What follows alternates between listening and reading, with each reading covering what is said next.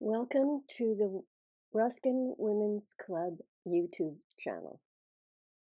Our club is a chapter of the GFWC, the General Federation of Women's Clubs in the United States. We are a gathering of dedicated women who provide hands-on service to the community. In December 2025, Celeste Fenton, a local author, was our guest speaker. Celeste holds a PhD in education and is a retired higher education professor and administrator who discovered her second act as a novelist. Celeste lives in the Kings Point community in Sun City Center, where she is the communication coordinator for the Baby Boomer Club. She is also a member of the GFWC Sun City Center chapter and serves as the editor for their newsletter. No one is more surprised than her to find herself as the author of the Mysteries of a Heart series. Mysteries with romantic suspense, gothic settings, and a healthy dash of humor. Please enjoy Celeste's presentation. There is a link in the description to Celeste's website where you can purchase one of her novels. I'm very happy to be here. I just discovered recently, 3 months ago, the General Women's Federation, General Federation of Women's Clubs, and of Sun City Center. And I am so blown away, amazed by the good works that the clubs do. And I regret that of my professional years, I never knew that it existed. And so I'm trying to make up for lost time now. What I'm here to do really is to, and Linda and I had met before, is to share with you what I've discovered about art and healing and connection and transformation. And Linda had given me a very interesting article to read, and so I will share a little bit about that with you, but also I did some research on my own, so I'll bring in some of that too. So if you want to go ahead and move to the next slide, and we're going to look at the one that says Living in a World of Exhilaration. Well, I don't know about you, but me, I feel sometimes just inundated with information and communication. And when I think about all the ways that I'm getting information, it's obviously through the TV, which is enough on its own. But then you've got your cell phone, your tablet, your smartwatch. My car even talks to me when I'm in the car. It's telling me, no, you're not going the right way. So we are constantly in a stream of information.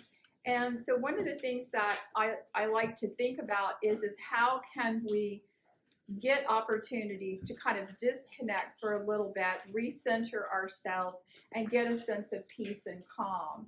And what I discovered in that research that I did for this presentation is that art can really help us do that.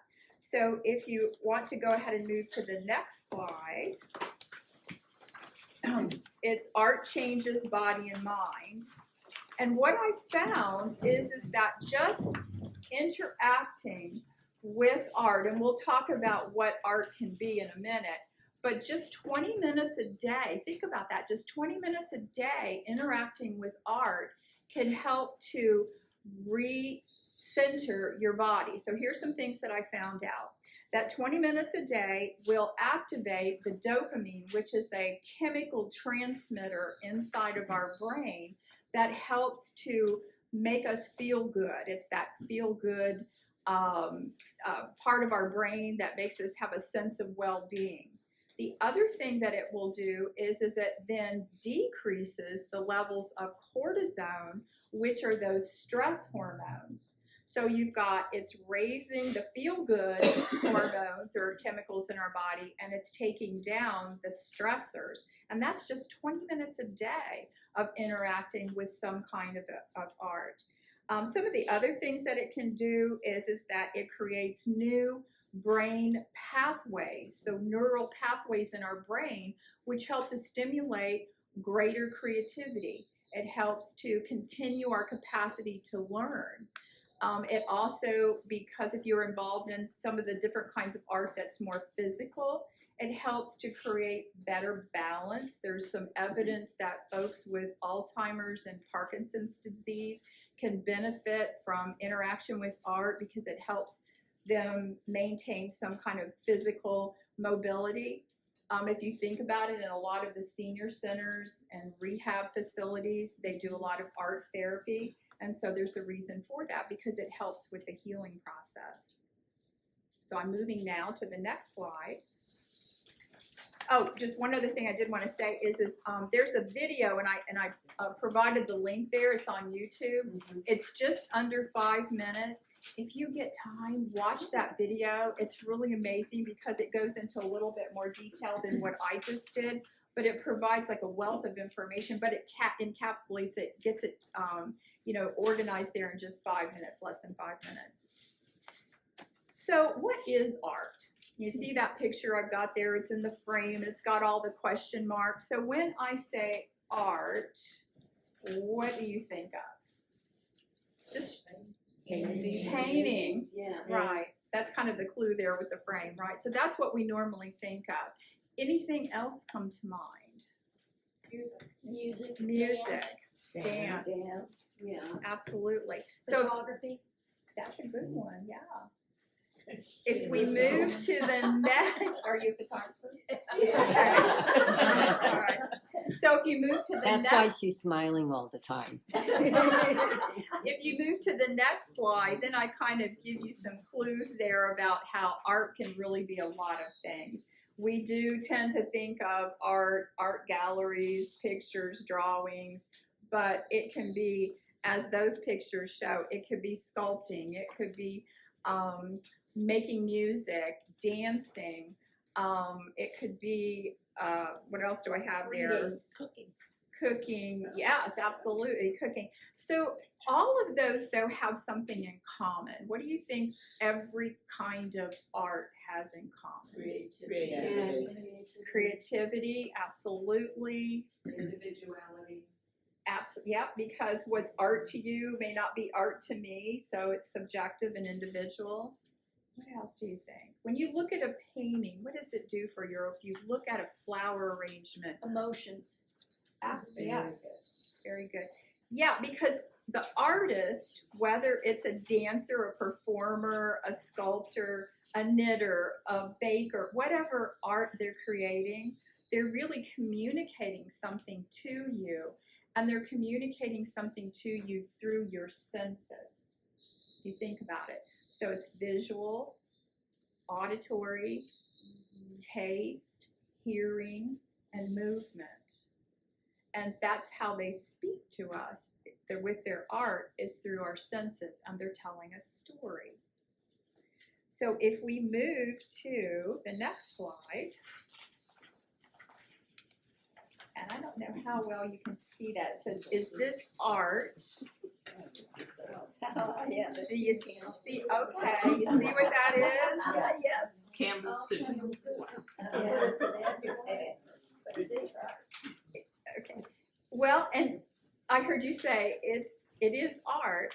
You remember back in the 70s, it was Andy Warhol, and he had the big soup can thing. And so, yeah, so is it art? Mm-hmm. Okay. Worth a lot of money now.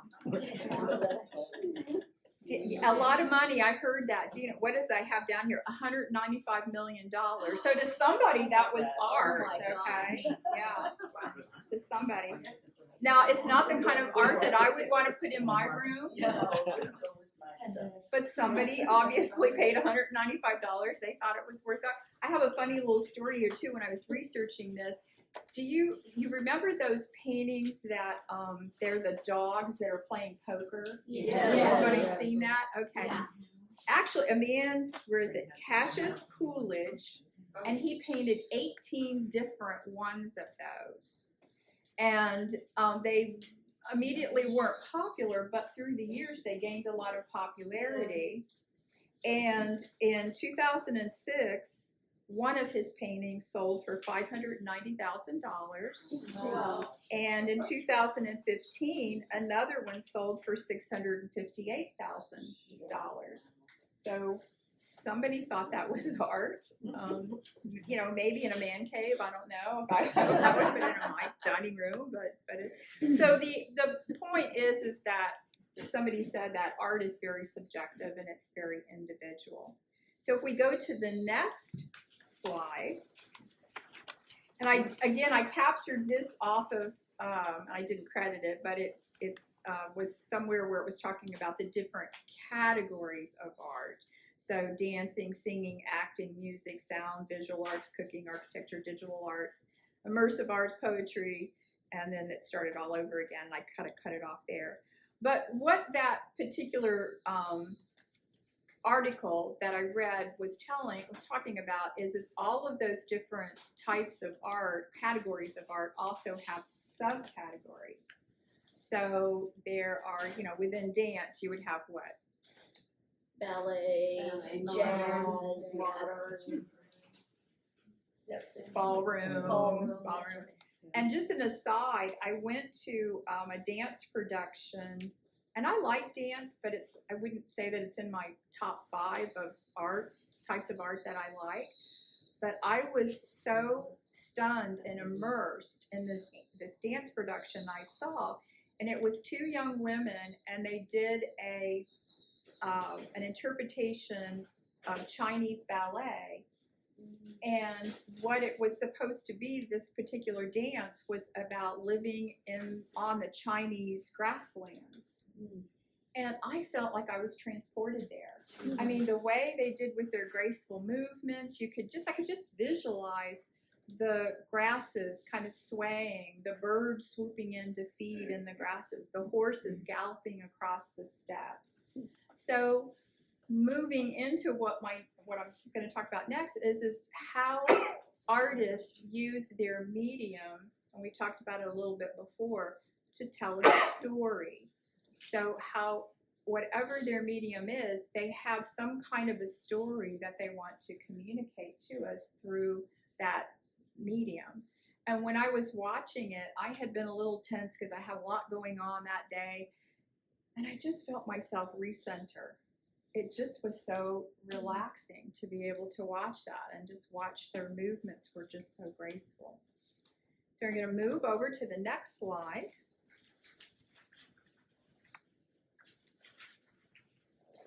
And I'm going to talk a little bit now and make it personal and talk about writing as an art, because while I appreciate a lot of different kinds of art, dance, and I love going to museums and looking at paintings, I really love architectural drawings as well. But for me, personally, writing became a release in a way that I could personally connect to the world and make meaning of my world and what was going on in my life.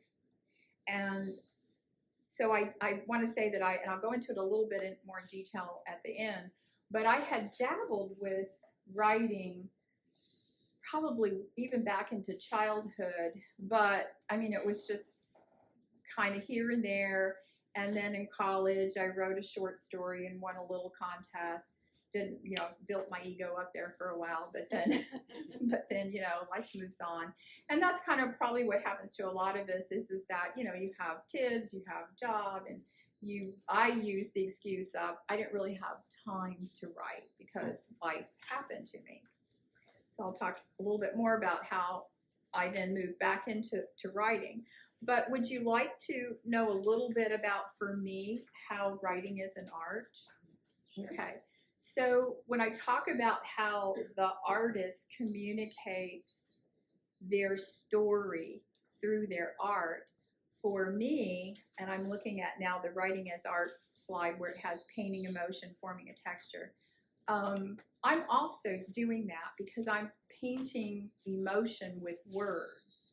I'm trying to anyway, draw you into the story with the way that I pace the story, with the way that I pace the chapters.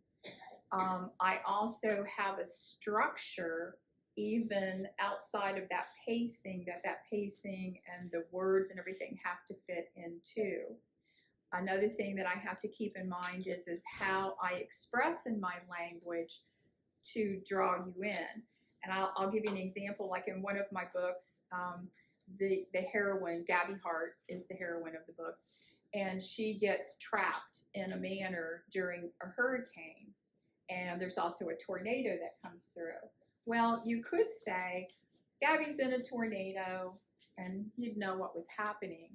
But if I say, the wind outside is howling and screeching as the metal tears off the roof, that gives you a lot more of a visual as to what's going on. So it's using words to be able to paint that picture for you. So every author, I'm now on the storyboarding slide. Every author has a process, their own process of how they start to do their writing. For me, I use a storyboarding process, but even before I start to storyboard, what I do is I'm constantly getting ideas. So beware if you see me in a grocery store, because I might be thinking and watching you and writing down things that you're doing and getting ideas for books. But seriously, life is a story factory.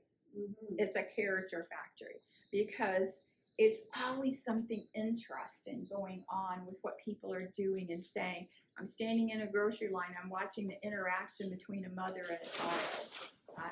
That gives me some really good things to think about how I might want to put in a story. Maybe I watch a couple having an argument. You know, maybe I see a tender moment between people. So those just, give me some visuals that I can then transform into words on the page. After I put all of these notes, and I have journals and Post-its all over my house, I have a phone app where I capture information when I'm out. And then when I'm ready to actually start writing, well, I put that into kind of like an outline. So then I'm trying to put things in what I definitely think I want to include in the story, and how do I want to organize it chronologically. The other thing I do, and we can move on to the next one, which is storyboarding 3 and 4, is then I start to actually build in specific plot points. Like, where do I want the mystery to happen? Where do I want somebody to get hurt? Where do I want somebody to find some clues? So you start to build that in chronologically where I want that to happen. And I'm going to move next to, because I think I'm running out of time, but I'm going to move into character development, which for me, that's the best, the most fun part of my writing, is developing the characters. And I don't want to make it sound like you need to call 911 on me, but I get emotionally invested in my characters. I really feel like I have a connection with them. Stephen King famously said in his advice to authors, don't be afraid to kill off your lovelies. What he meant by that is because you get way too attached to them, but there might be a point in the story where you need to get, they need to go. So don't be afraid to let them go. So the other thing that I'd like to say about character development too, if you think about stories, is that what makes a really a hook to keep you interested in a story is that the character has an issue, has a problem, and they need to overcome that problem, but something's standing in their way. So as an author, you have to identify what is it that's standing in their way, and what do they need to do to overcome it. So it's like what they call the character arc. Where were they at the beginning? Where are they at the middle? And then where do they end up at the end of the story? Now, sometimes if you're writing a series, they may not make it to that final point, because you're going to continue their arc throughout the series. Yeah. A lot of times, like for me personally in my novels, what my characters are needing to learn is trust. They're needing to learn forgiveness for betrayals, for hurts. They also have to come to grips with courage and the power and the consequences of choice. So that's kind of what I play with in my novels. Okay, well, if we want to move to, and actually we can go past the character creation because I already talked about Stephen King. So writing, just in kind of closing here, the last couple of slides. So writing and reading an escape. We've heard that a lot. And Linda and I kind of talked about that too when we met. And I used to think that. I used to think for me personally, because I had a difficult childhood.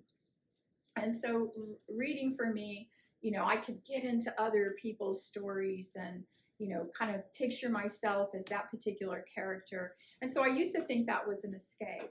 But I've come to realize that actually it wasn't so much an escape, it was a connection that I was making with those characters and with that potential outcome or that potential living that experience. So I would propose now that writing, reading is not so much an escape as it is making a connection, which can be transformational and healing. And I'll just close that for me, how I came to be here is because, I mentioned before, that I had dabbled along the way with writing, but it wasn't until 2021 when I lost a very, very good friend of 40 years. I lost a dog. I lost my husband very unexpectedly, my father, and then another dog. So after all that, 2021 sucked, excuse my language, but it was a terrible year. After all of that, I really had to do a lot of deciding where was my life going to go and what was I going to do. And it was an opportunity through writing to reinvent myself, discover who I was without all of those other roles, without the role of wife and different other roles that I had, because I'd also retired from my job, so I didn't have that anymore. And so it allowed me to reinvent myself, rediscover who I was, and along the way, it has allowed me to do this, to encourage other people to discover the art in your life and not be afraid to rediscover who you are and reinvent yourself, transform yourself. And that's where I leave you, is to challenge you to what is the art in your life and where do you want to go with it.